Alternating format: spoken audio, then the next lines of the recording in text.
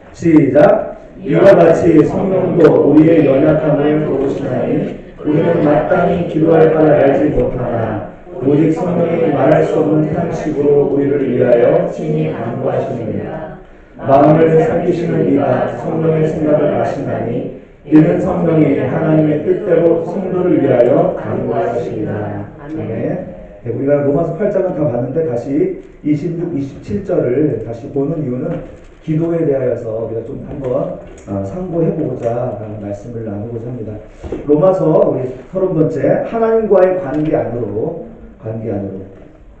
우리가 로마서 8장을 살펴보면서요 신자들이 만나는 그 시련과 환난을 어떻게 극복하게 되는지 또 얼마나 완벽하게 이루어지는지를 우리가 설명했습니다. 왜냐하면 성령님께서 이것을 이루어 가실 것을 알기 때문에 우리는 하나님이 이 모든 시련과 환난을 통과해서 우리를 영화롭게 하실 것이다 라는 것을 압니다.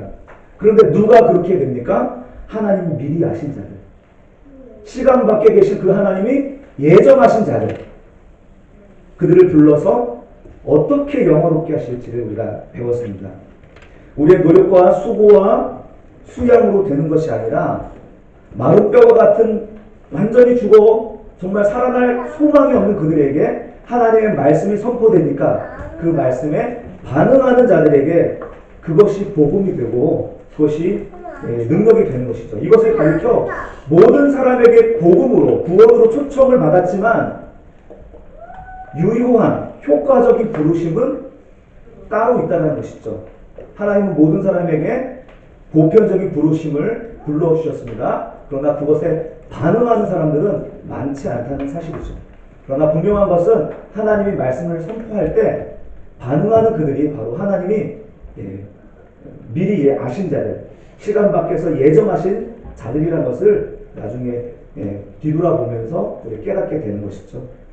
그래서 사도 바울이 처음에는 모태에서 나를 택했다 이렇게 얘기했다가 나중에 창세전에 나를 택했다라고 이렇게 말씀드렸죠. 우리의 노력으로 조금도 이룰 수 없는 구원입니다. 이것은 하나님이 미리 예정하시고 작정하신 거기 때문에 하나님의 은혜라고밖에 설명할 수 없는 구원인 줄로 믿습니다. 오늘 26절을 보시면요, 우리가 얼마나 연약한지를 보여줍니다.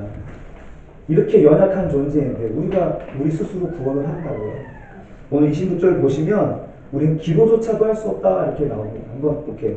이와 같이 성령도 우리의 연약함을 도우시니 우리는 마땅히 기도할 바를 알지 못하나 오직 성령이 말할 수 없는 탄식으로 우리를 위하여 친히 간구하십니다. 마땅히 모른대요. 마땅히 할 바가 있는데 당연히 할 바가 있는데 그걸 모른다는 거예요.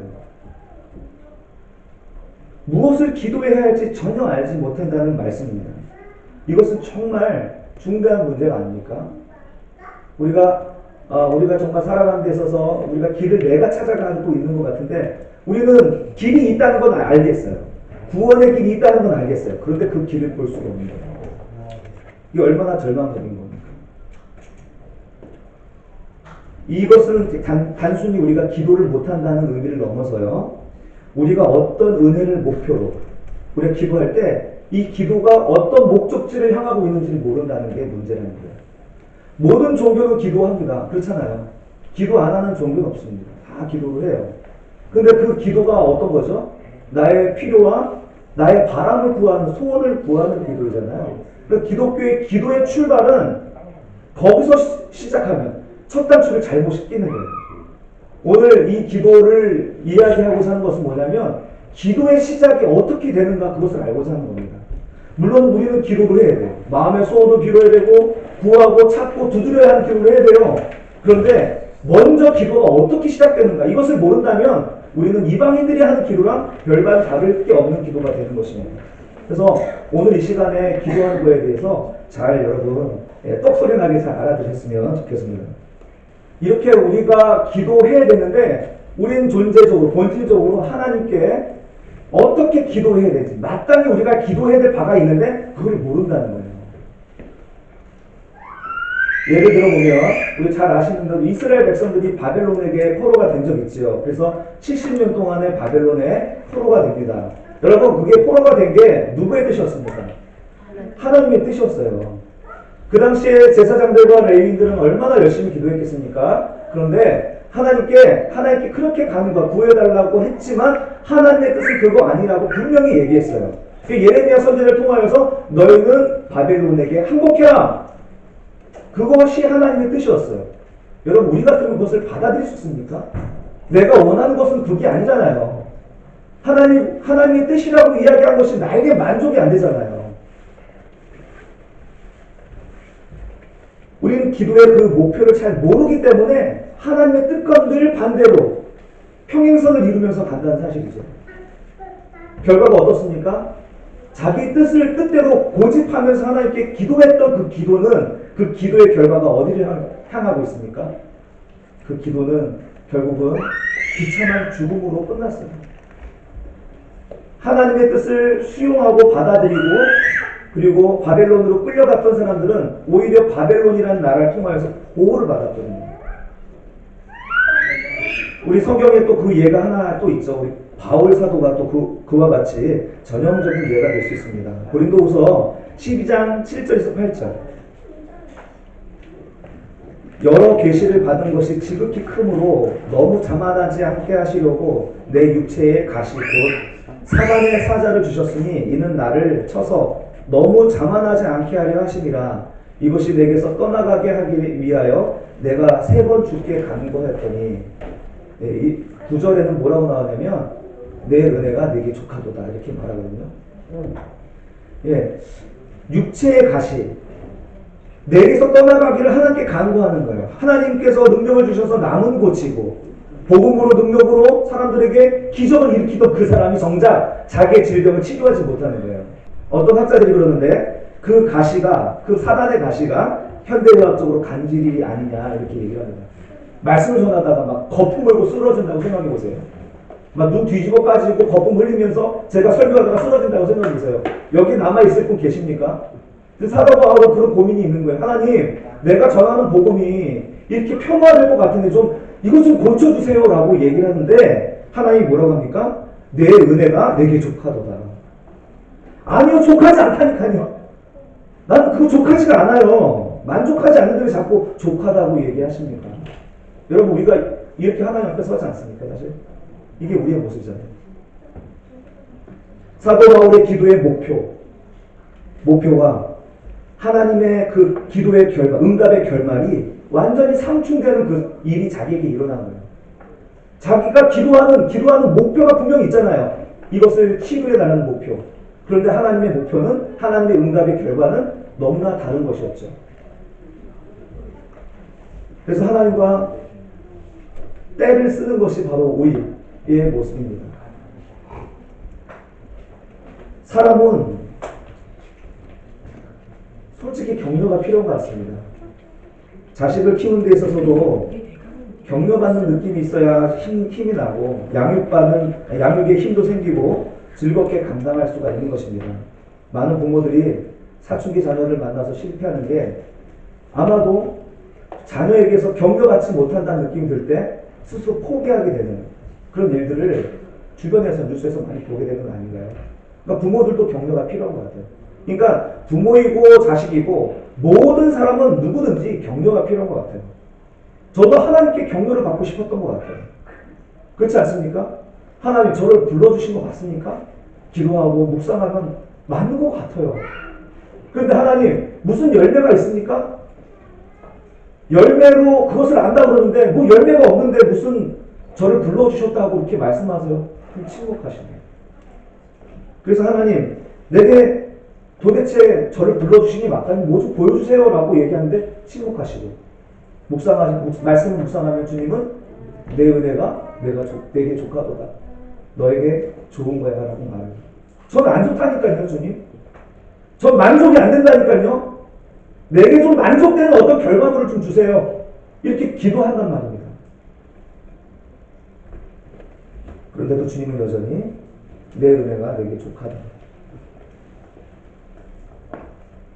우리는 정말 마땅히 기도해야 할 그 기도의 목표 지점을 전혀 모르는 것 같습니다. 지금도 저도 계속 하나님과 막 이렇게 평행선을 달리고 있거든요. 이것이 우리의 연약함이라는 것이죠. 이 연약함은 아담으로부터 물려받은 존재적 결함입니다. 그래서 사람은 연약하기 때문에 죄를 선택하게 되는 거예요. 연약하기 때문에 하나님이 주신 그 은혜가 별로 가치 있게 보여지지 않는 거예요. 헌신짝처럼 내버려지게 되는 게 우리의 연약함 때문인 거죠. 물론 연약함은 죄가 아니에요. 그러나 이 연약함 때문에 우리가 필연적으로 죄를 짓게 되는 거거든요. 구원받은 성도라고 해서 죄에 죽고 의에 산 사람이라고 한다 할지라도 우리가 육신을 입고 살아가는 한 이 연약함이 가지고 있는 결함 때문에 우리는 여전히 죄 가운데 있다는 사실입니다. 이 죄가 우리의 눈을 가려서 우리의 기도의 목표를 보지 못하게 한다는 것이 우리의 존재적 결함이라는 것입니다. 그래서 사도 바울도 탄식하잖아요. 로마서 8장 23절에서 이렇게 탄식합니다. 그뿐 아니라 또한 우리 곧 성령의 처음 익은 열매, 우리죠, 우리 열매를 받은 우리까지도 속으로 탄식하며 양저될 것 곧 우리 몸의 속량을 기다리느니라. 여러분, 우리는 구원받은 자이지만 아직 우리 몸의 속량을 기다려야 해요. 예, 우리 몸에 연약함이 아직 남아있기 때문에 우리가 살아있는 한, 살아가는 한 주님이 오시기 전까지 우리 이 연약함의 지배 속에서 죄의 권능 아래서 살 수밖에 없는 것입니다. 그런데 이렇게 연약한 우리들을 주님께서 우리가 마땅히 빌 바도 알지 못하고 그러는데 저와 여러분들을 위해서 성령님이 우리를 도와주신다니 얼마나 위로가 되고 감사합니까? 기도는요 내가 하는 게 아니라는 것입니다. 기도는 내가 한 것 같지만 내가 하는 게 아니라고 오늘 본문에서 얘기하는 거예요. 기도는 성령의 도우심으로 성령이 하신 것입니다. 27절 한번 볼까요?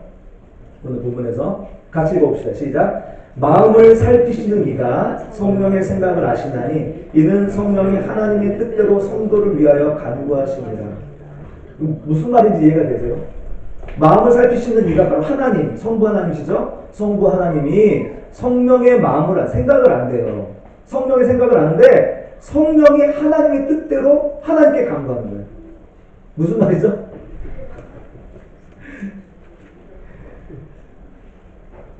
마음을 살피시는 그 하나님의 성령의 생각을 아시는데 그 성령이 하나님의 뜻대로 구한단 말이에요. 다시 말하면 하나님은요, 하나님의 뜻에 합당한 기도만을 받으시는 거예요. 아멘? 하나님께 우리가 드리는 기도는 이방인의 기도하고 전혀 다르다니까요. 우리 기도의 출발은 하나님은 우리가 하나님의 뜻대로 구하는 기도만 받는다는 거예요. 그러니까 우리가 얼마나 시간을 낭비하고 있는지 몰라요. 기도하는 걸 통해서. 하나님이 받으시는 기도, 우리가 구하고 소리치는 것에 잊지 않고 하나님의 마음에 있는 뜻을 성령이 우리에게 간구하실 때 비로소 우리의 기도가 시작되는 것입니다. 기도는 내가 하는 게 아니라요, 성령께서 하시는 것입니다. 더 나아가서 이 성령께서 우리를 보혜사라고 얘기하는데 다른 말로 얘기하면 변호사라고도 얘기할 수 있어요. 성령이 우리 옆에서 변호사로 계시는 거예요. 그런데 우리를 중보하시는 분이 또 계시죠? 성부 우편에서 계시는 성자 예수님이 우리를 또 중보하고 계세요. 이게 바로 나를 위한 변호인단이에요. 변호인. 그래서 우리 예수님이 성부 앞에서 변호해 주시고 우리 성령님이 내 속에서 이제 하나님께서 우리에게 이제 재판을 하실 때 이건 이렇게 얘기해야 되고 요거를 제시하면 무죄성을 받을 수 있어 하고 이제 변호인단이 조직된 거예요. 나를 위한 변호인단. 그리스도와 우리 성령님. 그런데 재밌는 게 뭔지 아세요? 이 모든 밑그림이 성부 하나님이 하셨다는 거예요.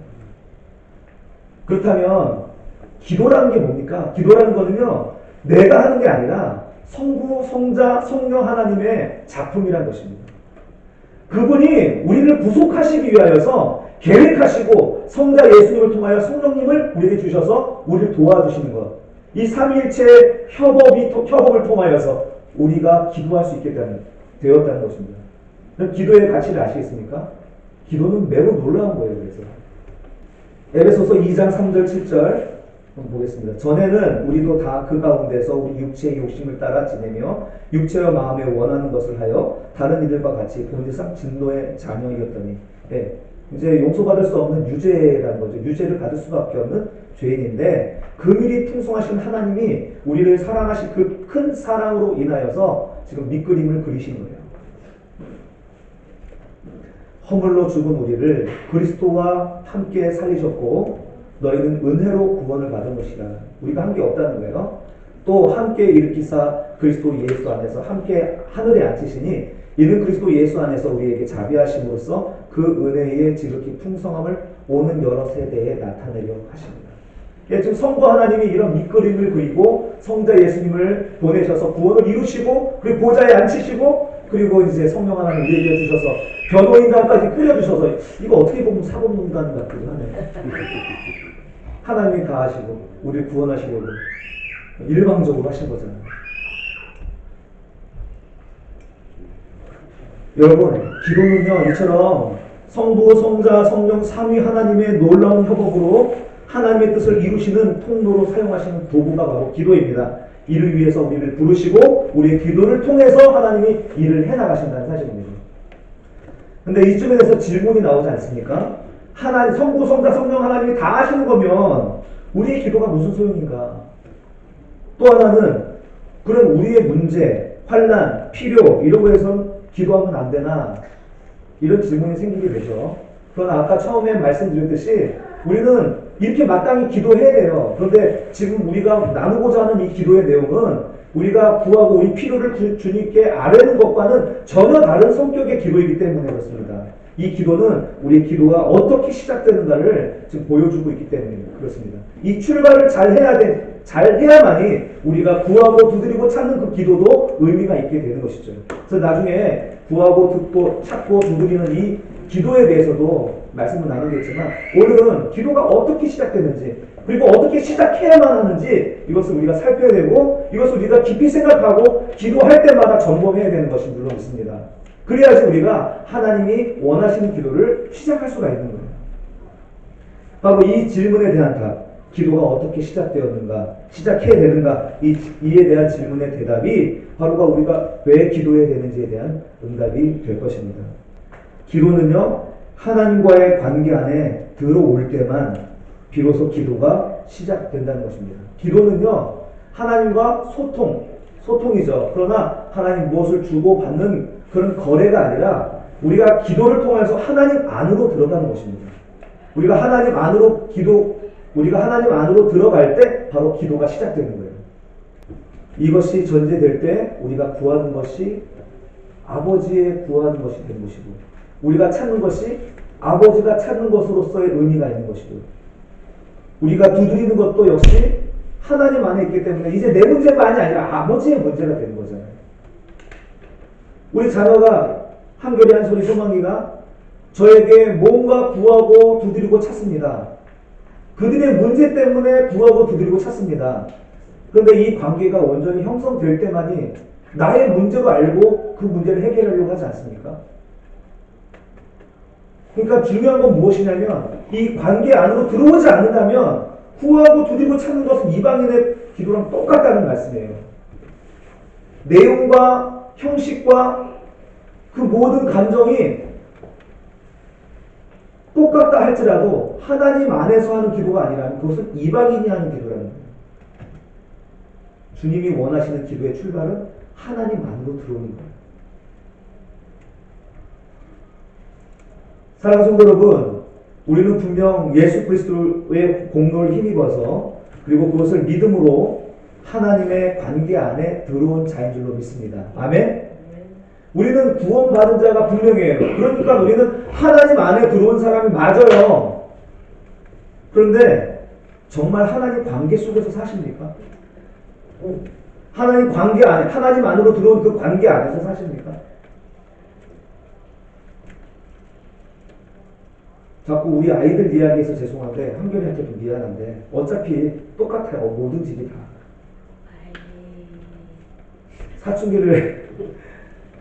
사춘기가 다가오면 아무래도 이 관계가 멀어지잖아요.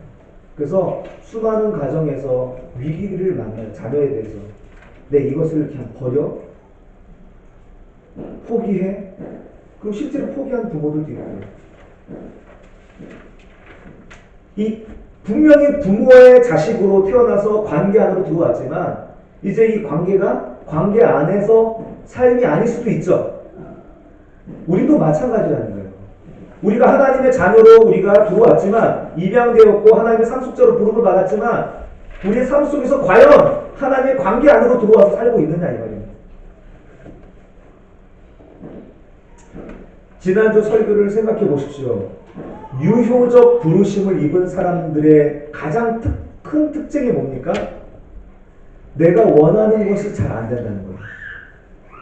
무엇인가 내가 방해받고 있다는 느낌을 받는다는 거예요. 왜 그렇다고 그랬습니까? 성령이 내 안에 침투해 오셔서 내가 믿을 때 성령이 내 안에 오셔서 죄 가운데서 내 마음대로 살아오던 나의 삶을 하나님께서 더 이상 그렇게 살지 못하고 간섭하시는 거예요.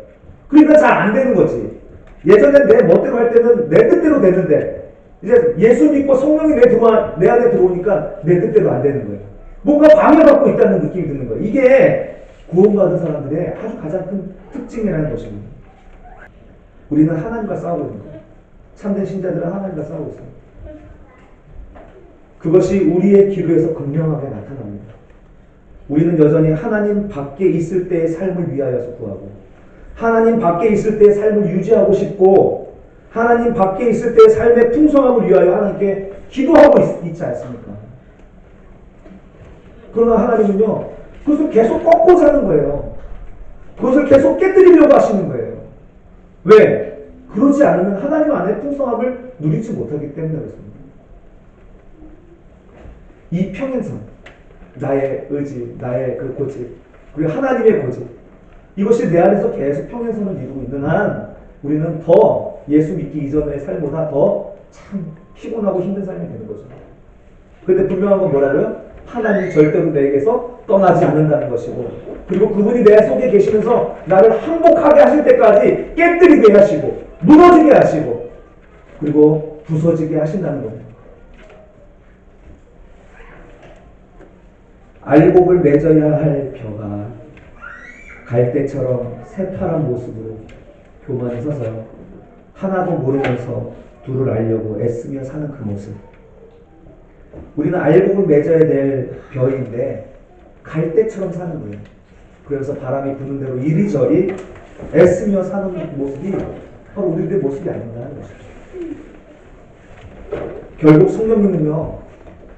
성령님은 우리를 꺾으신다는 것입니다. 더 많이 깨뜨리고 무너뜨릴 것이라는 것입니다. 이런 찬양 있죠? 무너져야 하리 무너져야 하리 깨져야 하리 깨져야 하리 부서져야 하리 무너져야 하리 깨져야 하리 더 많이 깨져야 하리.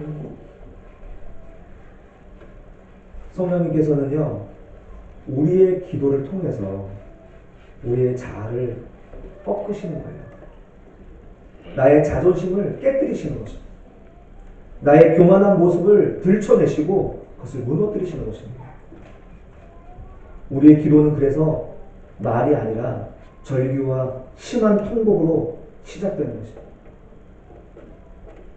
저는 강해지고 싶었습니다. 저도 유능해지고 싶어요. 인정받고 싶어요.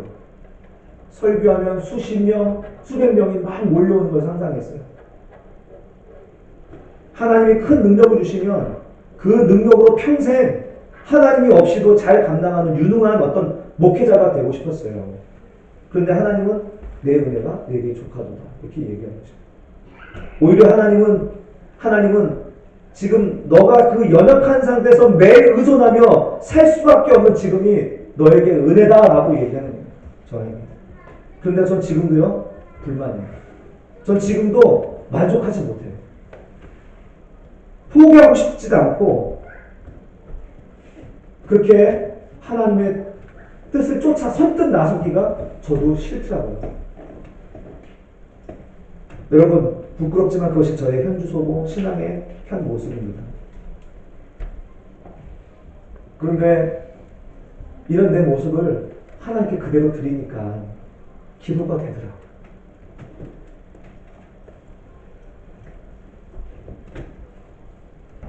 근데 이렇게 불만족스러워하고 만족스러워하지 못하면서 하나님께 이렇게 신뢰를 하지 못한 이 모습조차도 내 연약함을 인정하고 하나님께 내려놓으니까 푸념하니까 거기서 기도가 시작되더라고요. 26절 같이 읽어봅시다. 시작. 이와 같이 성령도 우리의 연약함을 도우시나니 우리는 마땅히 기도할 바를 알지 못하나 오직 성령이 말할 수 없는 탄식으로 우리를 위하여 친히 간구하시느니라. 여러분, 이 말씀에서 정답이 있는 거죠. 성령님은 우리가 연약하다는 고백 위에서만 역사하십니다. 우리가 연약하다는 그 인정 위에서만 도와주십니다. 할렐루야. 성령님, 우리가 연약하다고, 나 할 수 없다고, 주님 도와달라고 할 때만 도울 수가 있는 거예요. 나 할 수 있어요. 내가 이거 할 수 있는데 요거 좀 도와주세요. 내가 할 수 있는 건 요건데 요거 내가 좀 부족한데 요거 좀 도와. 이게 아니라 난 할 수 없습니다. 두 손을 들고 항복했을 때 나는 연약합니다. 나는 부족합니다. 나는 너무 실수가 많아요. 이렇게 말할 때 도와줄 수 있는 거예요. 아니야, 나 할 수 있어. 뭐, 괜찮아. 우리는 계속 이런 거절하는 신앙생활을 하거든요. 그러면서 필요할 땐 필요를 구하는데 하나님 안으로 들어가는 그 기도의 시작은 나의 연약함을 인정하고 나의 존재적 결함을 인정하고 그래서 하나님을 인정하면서 하나님 안으로 들어갈 때 기도가 시작된다는 사실입니다.